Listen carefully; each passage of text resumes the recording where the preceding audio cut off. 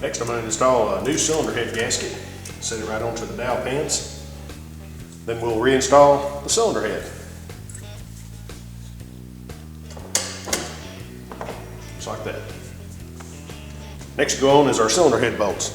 Now Polaris recommends that you put a little Pt.4 engine oil on the threads, on the top side of the washer, and on the underside of the head of the bolt. So drop all those in place.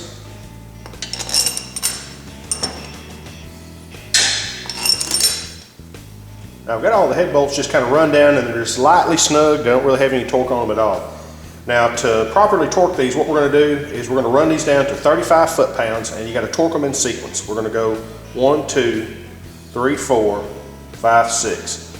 We'll torque all these down to 35 foot-pounds, and then we'll let them set for 1 minute, and then we'll put an additional 90 degrees on each bolt in the same pattern. 90 degrees or 1/4 of a turn. That'll put the proper torque on the cylinder head, get the proper crush on the gasket, and then we'll continue with the assembly of the top end.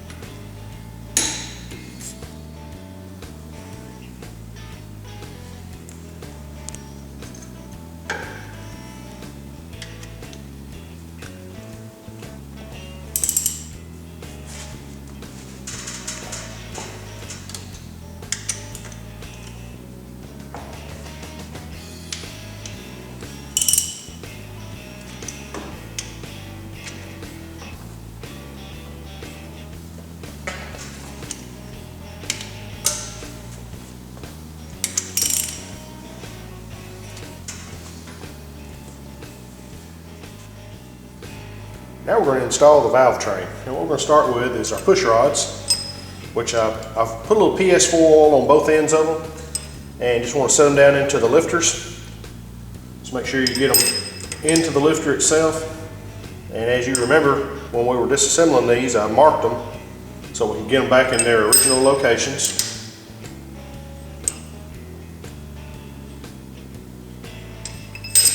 Just like that. All right. Next to go on is going to be our rocker arms. Also, what I'm going to do here is I'm putting just a little dab of oil onto the end of the rocker arm and on the top side of the valve. And we'll just want to set that down on there, start the bolt. And make sure you got your push rod into the back side of the rocker arm. And we're going to snug that bolt down.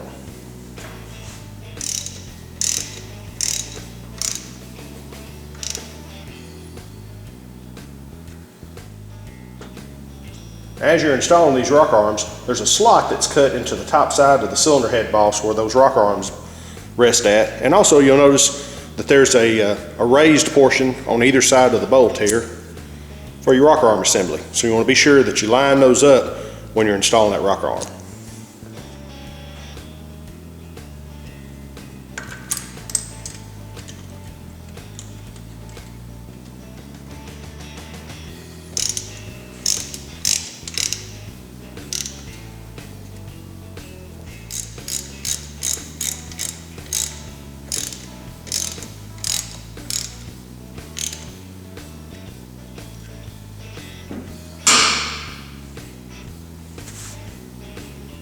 That's got all of our valve train assembled, so now we'll finish off the top end by replacing the valve cover.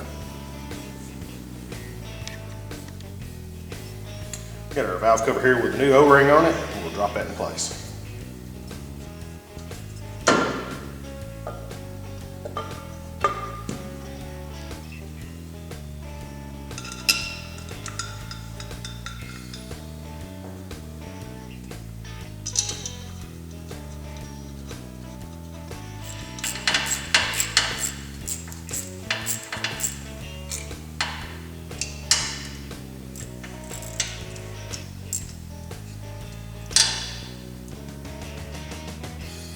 Now the top end of our engine is complete, so let's continue with our assembly.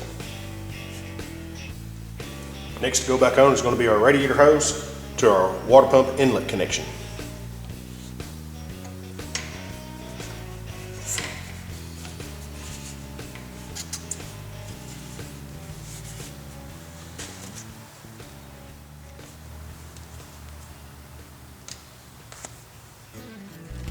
Next, we'll reinstall the water temperature sender, the thermostat, and the water outlet tube.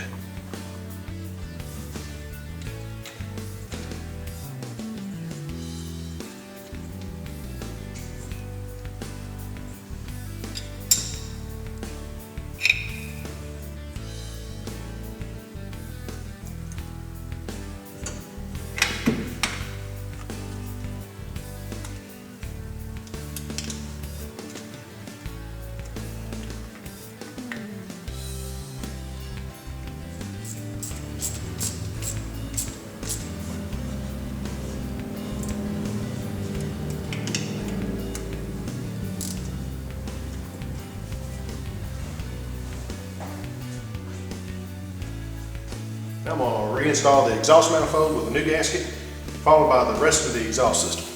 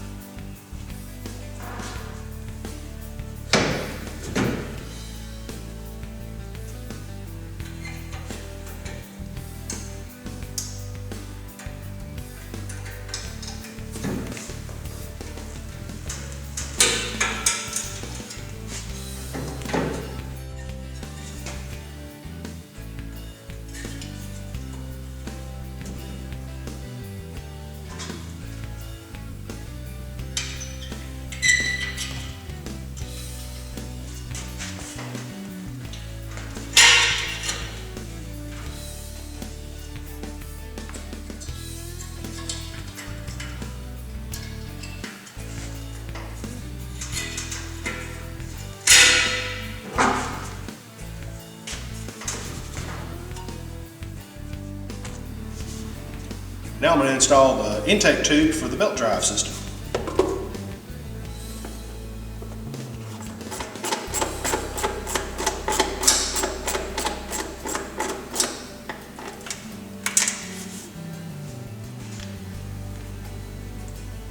Now I'm going to install the intake manifold and throttle body assembly.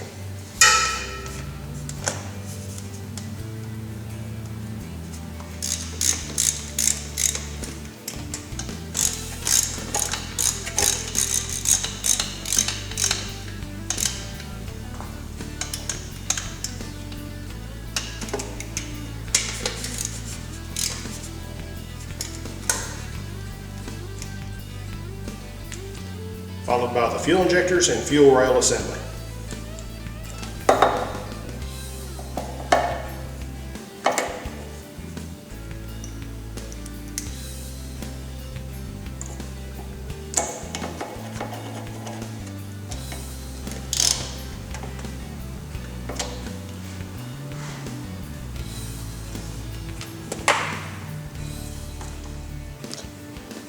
Now I'm going to reinstall the air box, connect the intake tube to the throttle body, and reinstall the crankcase ventilation tube.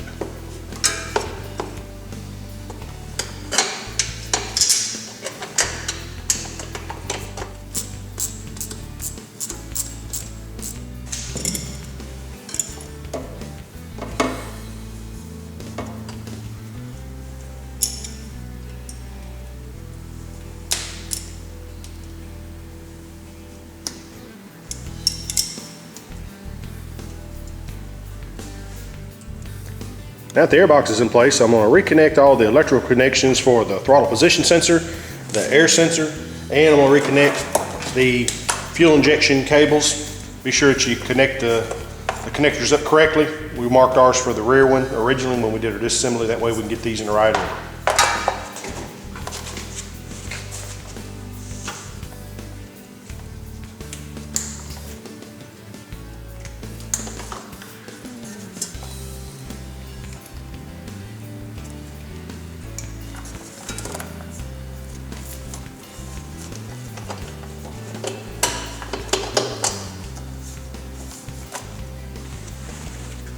Now we've got everything connected, we want to bundle all of our wires together. We're going to zip tie them to the crankcase ventilation tube. That way they can't come in contact with the exhaust system.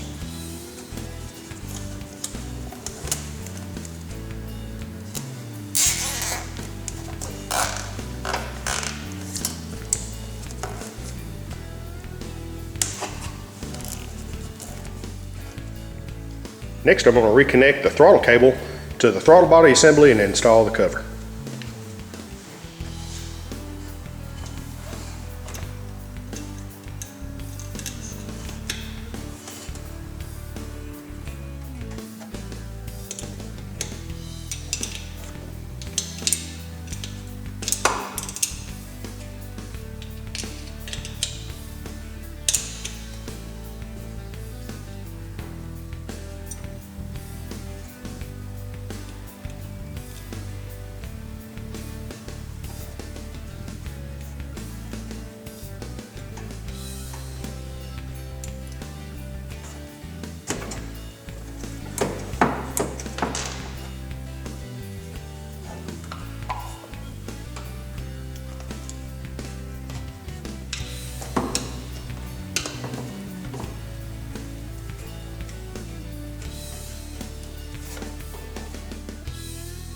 Next, I'm going to reconnect the high pressure fuel line from the fuel pump to the fuel rail.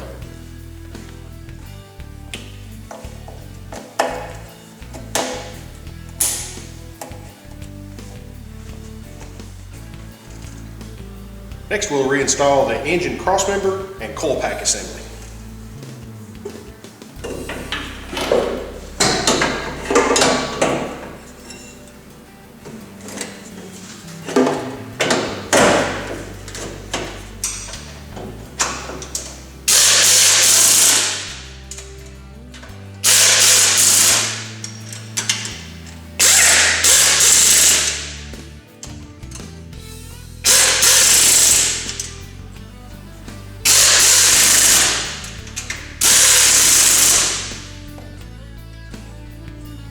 Now that the cross member is in place, I'm going to reconnect the wiring to the ignition coil pack and route and connect the spark plug wires.